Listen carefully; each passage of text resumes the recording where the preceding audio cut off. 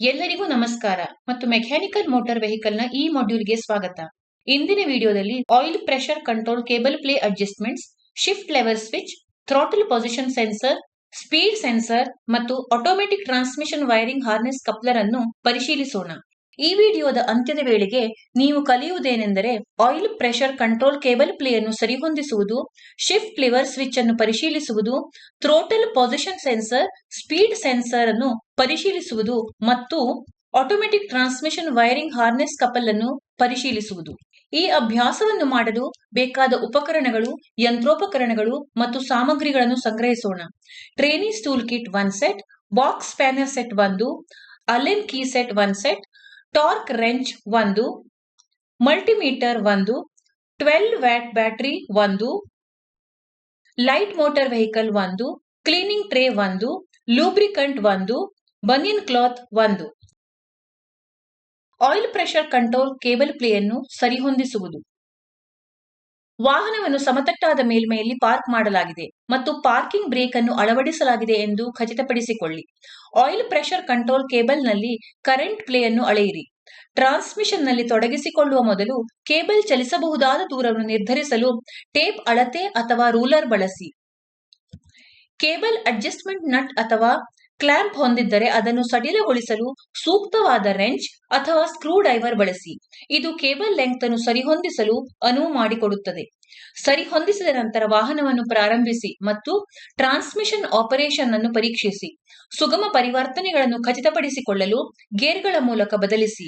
ಯಾವುದೇ ಅಸಾಮಾನ್ಯ ಶಬ್ದಗಳಿಗೆ ಗಮನ ಕೊಡಿ. ಟ್ರಾನ್ಸ್ಮಿಷನ್ ಆಪರೇಷನ್ ಸೂಕ್ತವಾಗಿಲ್ಲದಿದ್ದರೆ ಕೇಬಲ್ ಹೊಂದಾಣಿಕೆಯನ್ನು ಫೈನ್ ಟ್ಯೂನ್ ಮಾಡಿ.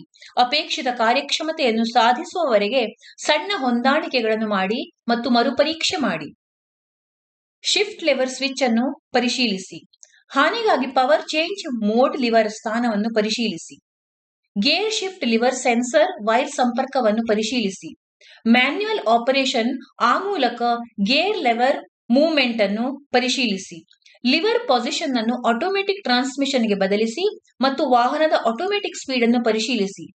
ಗೇರ್ ಪೊಸಿಷನ್ ನ ಪ್ಯಾನೆಲ್ ಬೋರ್ಡ್ ಲೈಟ್ ಸಿಗ್ನಲ್ ಅನ್ನು ಪರಿಶೀಲಿಸಿ. ಥ್ರಾಟಲ್ ಪೊಸಿಷನ್ ಸೆನ್ಸರ್ ಅನ್ನು ಪರಿಶೀಲಿಸುವುದು. ಏರ್ ಕ್ಲೀನರ್ ಅಸೆಂಬ್ಲಿಯನ್ನು ತೆಗೆದುಹಾಕಿ. ಇಗ್ನಿಷನ್ ಸ್ವಿಚ್ ಅನ್ನು ಆಫ್ ಮಾಡಿ.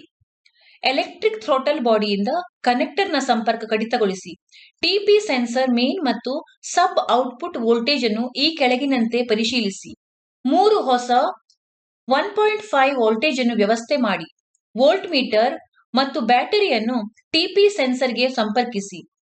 ಥ್ರೋಟಲ್ ವಾಲ್ವ್ ಅನ್ನು ಬೆರಳನ್ನು ಬಳಸಿ ತೆರೆಯುವಾಗ ಮತ್ತು ಮುಚ್ಚುವಾಗ ಥ್ರೋಟಲ್ ಓಪನಿಂಗ್ ಆಂಗಲ್ ಅನ್ನು ಚಿತ್ರ 1C ನಲ್ಲಿ ಅವಲಂಬಿಸಿ ವೋಲ್ಟೇಜ್ ರೇಖೀಯವಾಗಿ ಬದಲಾಗುತ್ತದೆಯೇ ಎಂದು ಪರಿಶೀಲಿಸಿ. ರೀಡಿಂಗ್ ಇಲ್ಲದಿದ್ದರೆ ಅಥವಾ ರೀಡಿಂಗ್ ಇದ್ದಕ್ಕಿದ್ದಂತೆ ಬದಲಾಗುತ್ತಿದ್ದರೆ ಸೆನ್ಸರ್ ಅನ್ನು ಬದಲಾಯಿಸಬೇಕು. ಪರೀಕ್ಷೆಯ ಸಮಯದಲ್ಲಿ ಈ ಕೆಳಗಿನ ಷರತ್ತುಗಳನ್ನು ಪೂರೈಸಬೇಕಾಗುತ್ತದೆ. ಎಂಬಿಯಂಟ್ ಟೆಂಪರೇಚರ್ 5 ಡಿಗ್ರಿ ಸೆಲ್ಸಿಯಸ್ ಮೀರಬಾರದು. ಆಕ್ಸಿಲರೇಟರ್ ಪೆಡಲ್ ಐಡಲ್ ಸ್ಥಿತಿಯಲ್ಲಿರಬೇಕು ಮತ್ತು ಥ್ರೋಟಲ್ ಅನ್ನು ಸಂಪೂರ್ಣವಾಗಿ ಮುಚ್ಚಬೇಕು. Automatic transmission wiring harness coupler ಅನ್ನು ಪರಿಶೀಲಿಸುವುದು. ಮಲ್ಟಿಮೀಟರ್ ಬಳಸಿ ವೈರಿಂಗ್ ಹಾರ್ನೆಸ್ ಕಪ್ಲರ್ ನ ನಿರಂತರತೆಯನ್ನು ಪರಿಶೀಲಿಸಿ. ಕಪ್ಲಿಂಗ್ ಪಾಯಿಂಟ್ಗಳು ಮತ್ತು ಆಟೋಮೆಟಿಕ್ ಟ್ರಾನ್ಸ್ಮಿಷನ್ ಕಂಟ್ರೋಲ್ ಸೊಲೆನಾಯ್ಡ್ ಅನ್ನು ಪರಿಶೀಲಿಸಿ. ಟ್ರಾನ್ಸ್ಮಿಷನ್ ವೈರ್ ಹಾರ್ನೆಸ್ ಕನೆಕ್ಟಿವಿಟಿಯನ್ನು ಅದರ ಕಾರ್ಯಕ್ಷಮತೆಗಾಗಿ ಪರಿಶೀಲಿಸಿ. ಸ್ವಯಂಚಾಲಿತ ಪ್ರಸರಣ ಸುರಕ್ಷತಾ ಸ್ವಿಚ್ ಗೇರ್ ಸೆಲೆಕ್ಟರ್ ಸ್ವಿಚ್. ಸ್ವಯಂಚಾಲಿತ ಪ್ರಸರಣ ಸುರಕ್ಷತಾ ಸ್ವಿಚ್ ಸೊಲೆನಾಯ್ಡ್ ಅನ್ನು ಕ್ಲಿಕ್ ಡೌನ್ ಮಾಡುತ್ತದೆ. ಸ್ವಯಂಚಾಲಿತ ಪ್ರಸರಣ ಸುರಕ್ಷತಾ ಸ್ವಿಚ್ ಸ್ಪೀಡ್ ಸೆನ್ಸರ್. ಸ್ವಯಂಚಾಲಿತ ಪ್ರಸರಣ ಸುರಕ್ಷತಾ switch EH gear box switch. Automatic transmission safety switch gear position sensor. ಸ್ವಯಂಚಾಲಿತ ಪ್ರಸರಣ ಸುರಕ್ಷತೆ ನೈಸರ್ಗಿಕ ಸುರಕ್ಷತಾ ಸ್ವಿಚ್.